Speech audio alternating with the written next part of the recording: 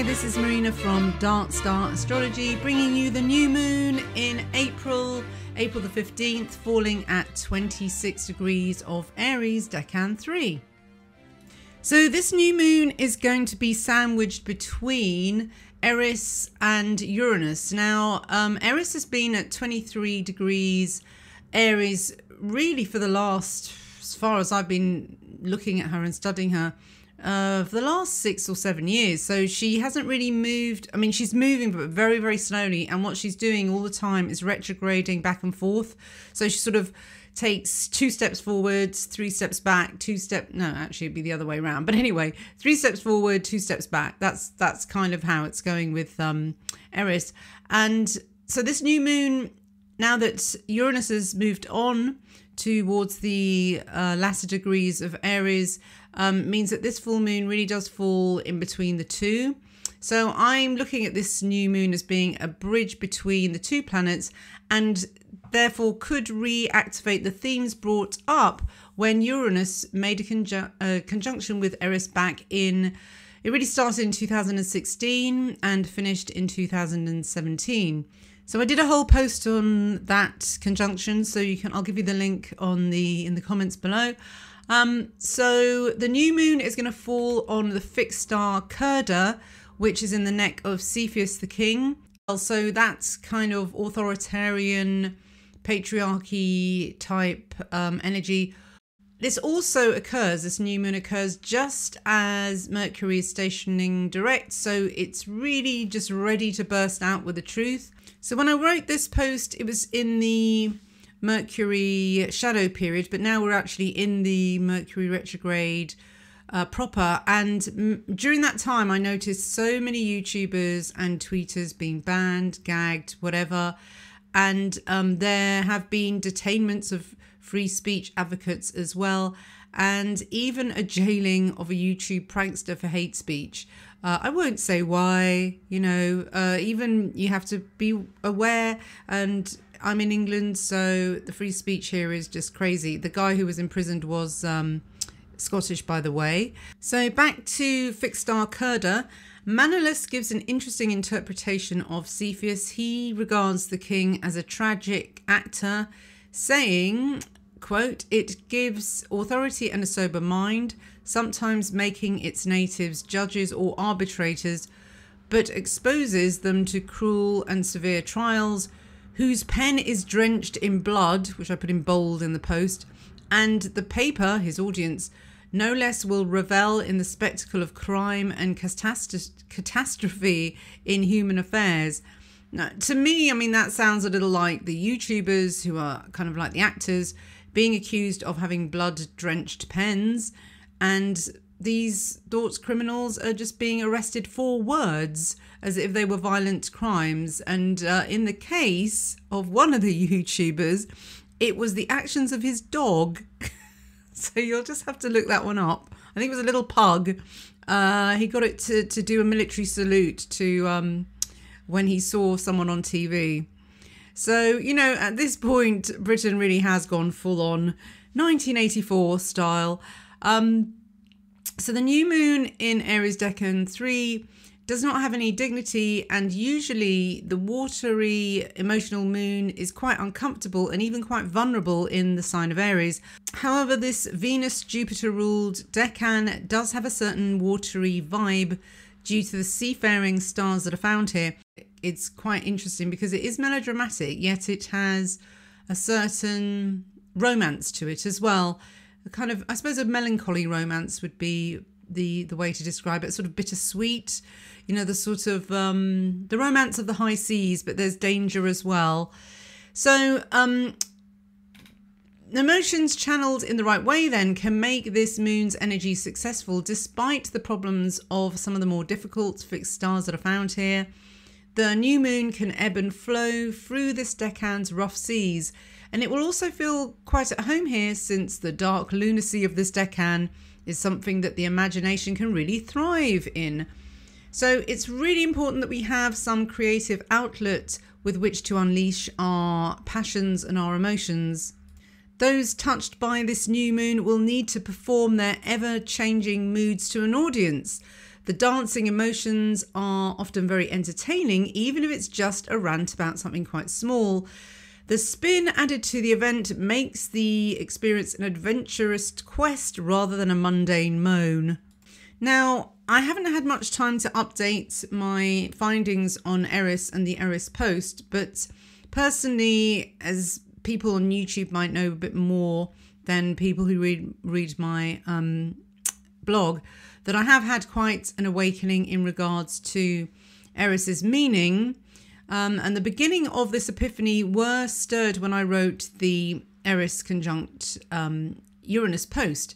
So in that post I said, women these days are just as much worker drones as their husbands. Now, in order to pay the mortgage, it's often necessary for both partners to work full time, with children spending more time in childminders and state education. The end result is parents have less control over what programs, TV or otherwise, go into their children's minds.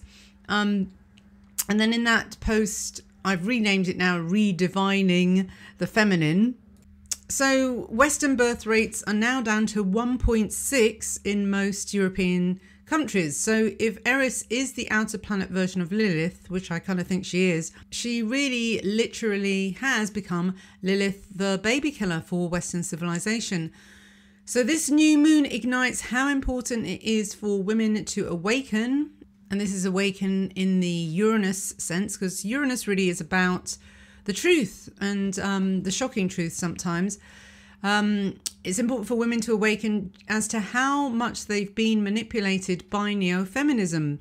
Now, this is always a really triggering subject. And at the very beginning of this, when I was still very much, I used to call myself a feminist astrologer, you know, and Lilith was she was my sort of goddess, really, you know, and she was almost really the reason I got into astrology in the first place. So, you know, if I'd see any men talking about the things I'm talking about now, I used to react. I used to get triggered.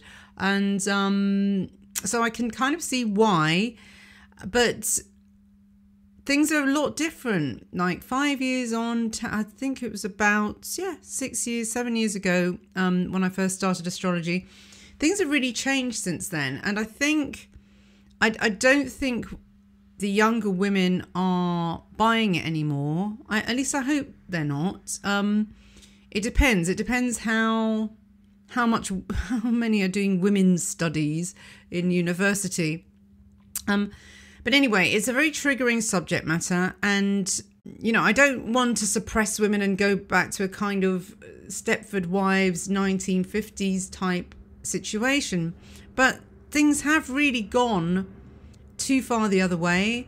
And, you know, I do think women are suffering because of it. I wouldn't be talking about it if I didn't think women were suffering. I mean, I'm at the front line of this. I get clients, you know, most of my clients are women. They're, 90%, I would say, are women. All right, 80, 90%.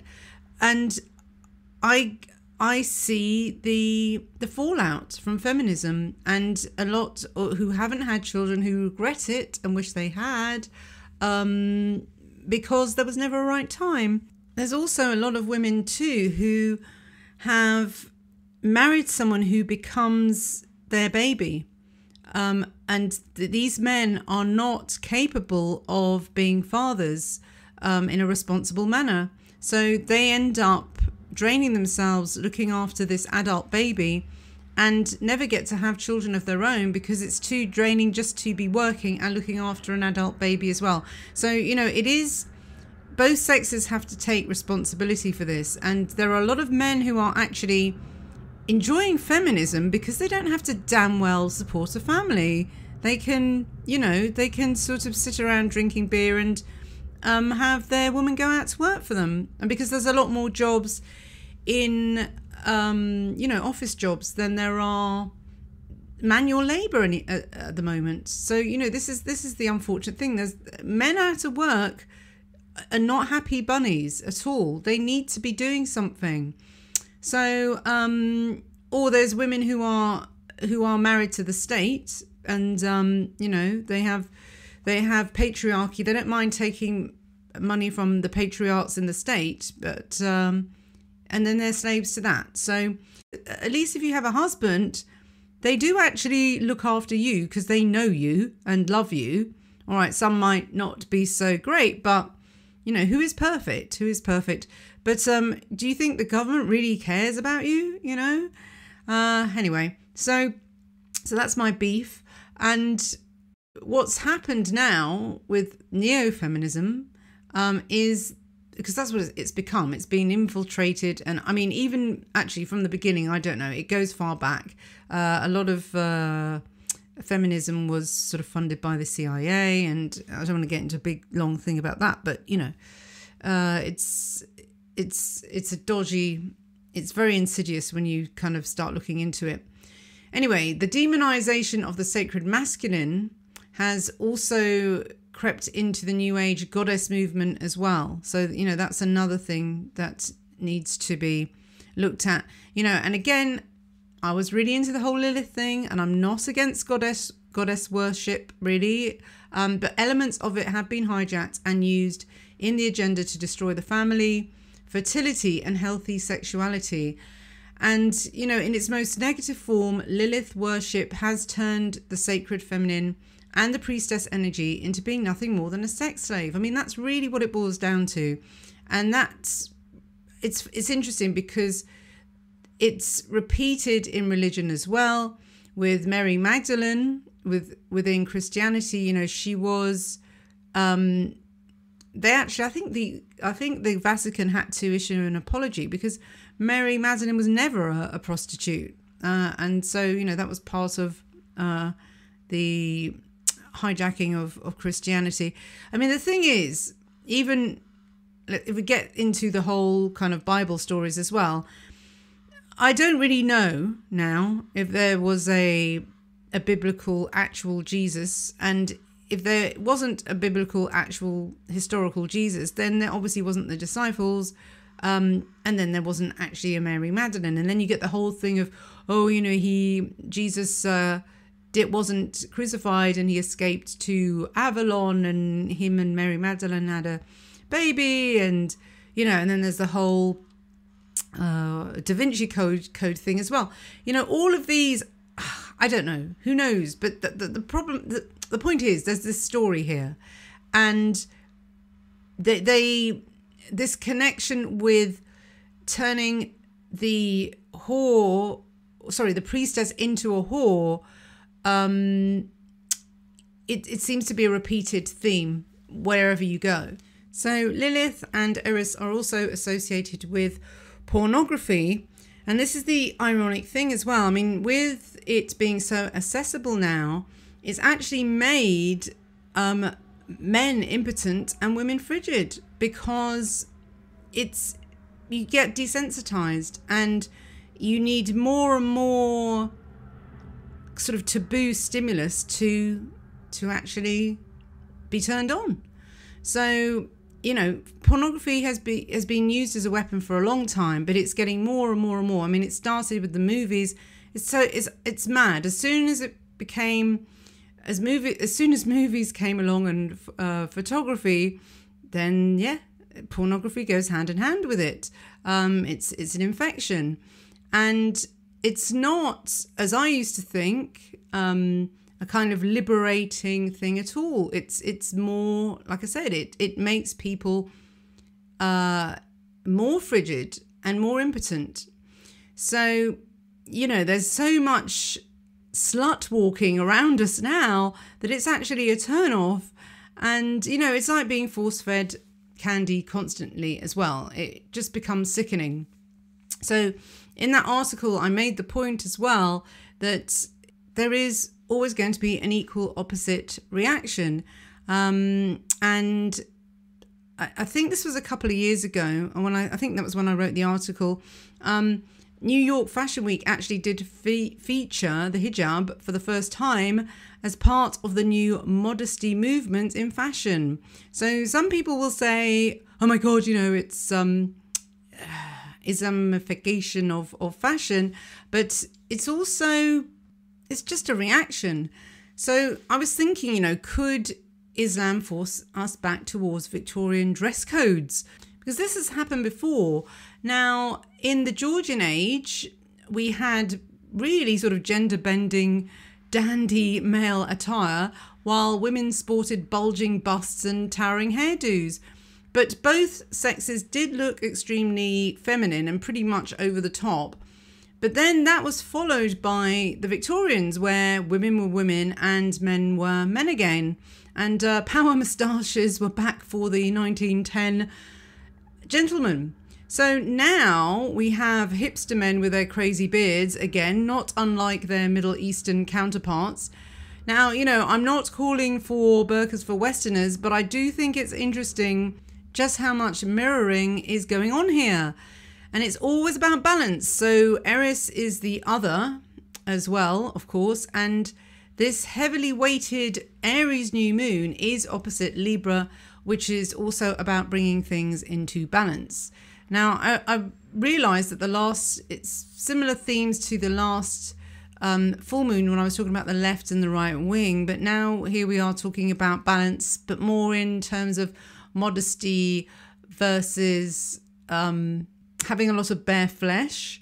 But it is similar. It's a similar theme to the full moon, isn't it? But that's because we're still on the same axis. The full moon was in Libra, and now we're in the new moon of Aries. And I think also with these two, this polarity in particular is very polarized, because it's the first sign versus the last sign before the fall of autumn. So there's the fallen woman as well, which we're looking at too. So let's look at the aspects as well. We have moon conjunct Uranus, which makes this moon veer between the kooky, crazed lunatic and the unconventional rebel. This moon will have a pathological need to shock and outrage, but then can be surprisingly shy and uncomfortable with the notoriety that the outrageous behavior brings. So those touched by this new moon may be branded attention seekers when all they are doing is simply being themselves. This new moon aspect is exciting, electric, and quite chaotic. Both the moon and Uranus are fluctuating and changeable, and emotions will change very quickly in a flash. So on to the new moon April healing meditation. So to prepare the earth for your new moon seeds, make the gods work for you by immersing yourself in Aries Decan 3 energy. So if your ascendant, sun or moon are in the cardinal signs, Decan 3, you might find that you attract annoying drama kings and queens at this new moon. So to enhance bravery and courageous speech and to tell them where to get off, try focused meditation or yoga with these kind of Aries Decan 3 ingredients. So they are the Two of Wands to gaze at, red peppers to eat, poppies to adorn your table, garnet crystal to hold, music in the key of D to listen to, dragon's blood, cinnamon, and black pepper essential oils in a bath. So this really is a very dramatic new moon. So in relationships, it could be make or break time. Uranus will force change if one does not make that change willingly. And it's time really to be brave and even provocative if you want to take control of the new moon's revolutionary energy. Now, the worst thing to do at this new moon would be to suppress anger, as it could cause a right old tempest later on. Cards need to be put on the table and the truth exposed, and it might be a time when affairs are confessed to or hidden love is declared after a battle of the sexes. Now, with this new moon triggering Uranus and Eris, women could wake up to their own divine masculine shadow. So that leads me really into talking a bit more deeply about, well, we all know about the grooming gangs, don't we? And I had to talk in code on my post because you never know now with Britain as it is, what's going to be considered not very nice talking. That's my code word for it. Otherwise, I think even if you say the word, then you're kind of flagged up as someone to look at. It rhymes with plate feet. Anyway, yeah, see, at least it makes you creative. So in the post I said, there are serious issues concerning religious grooming of young British Persephones by bearded Plutos. Do we get that? Do we understand that one? Because Eris is a Persephone archetype. And it occurred to me that, people are actually, quite rightly, scared to talk about this because people have been killed for blasphemy. Now, the thing is, if you're going to do, if there's going to be a sort of respect for people's beliefs, then it should be across the board. And I don't see the same standards being applied to Christians, for example. Like you can make Jesus into a chocolate bar. You can have works of art in galleries with urine pissed all over him. You can have a crucifix with lumps of shit on it. And no one will attack you. So now people that do this, not that I'm going to sort of be like really offended, because I have a really nice Padre Pio pen where he's like, I love my kitsch Catholic stuff, like I've got a friend of mine's got a plastic Vatican, so when you press it, all the priests turn around and glow, and then there's a nice kind of I love all that, I really do. But people who abuse or take the piss out of Christians, you have to do it for all the others. And if you're not, you're freaking cowards. So if you're not going to criticize the other Brahmic religions in the same on the same level as you are with Christianity, then shut the F up. Because I'm really pissed off with people who think they're so bloody edgy having a go at Christians because they're an easy target, because they'll turn the other cheek and they will not say one freaking word against anyone else. And they are cowards. You're all cowards. All you stupid, edgy artists with your, calm down. I'll just calm down.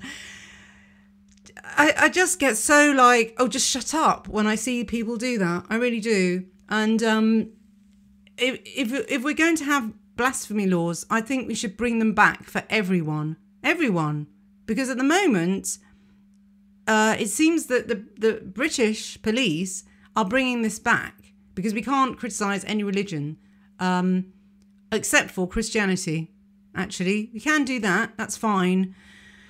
So I have gone off on a bit of a tangent for this this Eris-inspired rant for Eris Uranus. But the thing is, actually, what my point was is that feminists, let's get back to them, let's have a go at them now, will criticise patriarchs in the West. They will do that because, again, easy target, they can. They won't do it. They won't go further past. How far do they go? I think they'll criticise Russians. They'll go as east as Russia, and possibly the Eastern European countries. They will criticise those men, and possibly we'll get down to the Greeks maybe, and the Sicilians. They might go as far as that, but there it stops. You must not pass the Rubicon over the areas where they practice FGM. No, can't talk about those ones. No. So, again, cowards, all of you. So either just shut the F up about patriarchy all over the world, or tackle all of it. You can't do half because the other half you're too scared to talk about. And so you'll just do it for one side. You need to talk about all of them. Now, don't get me wrong. I know there are paedophiles in the West. I've talked about them. I've talked about Weinstein. I've talked about Jimmy Savile. I've talked about Rolf Harris. They tend to be in the elite as well. And let's get on to the elite, because they hate us. This is the thing. Our leaders, we're really messed up in the West because our leaders absolutely hate us. They hate the proles. They hate the working class. They hate the middle class as well. At least the patriarchs of the East rather, I'll give it to them. They look after their own. They don't hate their own people like our elites do. So we're really effed in the West. We really are, because there's no one fighting our corner. And anyone that tries to, from the base, the grassroots, is going to be banned or imprisoned. So what do we do?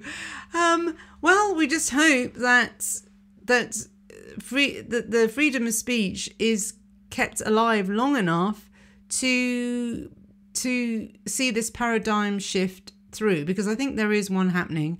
Because if there wasn't, they wouldn't be trying to shut down so many people so vehemently. So it's like what they say, when you're flying over the target, that's when you start getting hit. And people are getting hit by censorship. So they must be saying something that is touching a nerve. And if you see, this is what makes me think, if it was really just because it was offensive, people have been offensive for years and there's never been any of this. I mean, God, I look back at things that were on TV in the 70s and some comedians, they weren't even funny.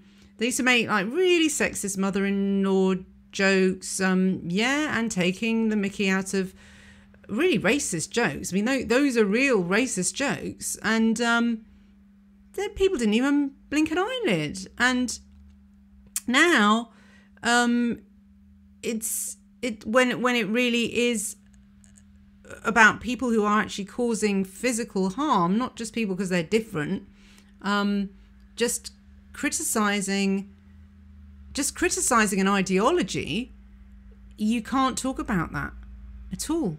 So what is the deal here? What is the deal that real racism from the past was absolutely fine, and now just critical thinking is not fine? So yeah. Anyway, I'm a bit older, so I remember how things used to be, and it's disturbing how things are changing now. So that brings me to the end. If you just want pure astrology and no political rants or social commentary, come to Darkstar Astrology, and there's less of it there. But on YouTube, I like to vent my spleen a bit more. All right then, have a wonderful, wonderful Easter, and don't let the bastards grind you down.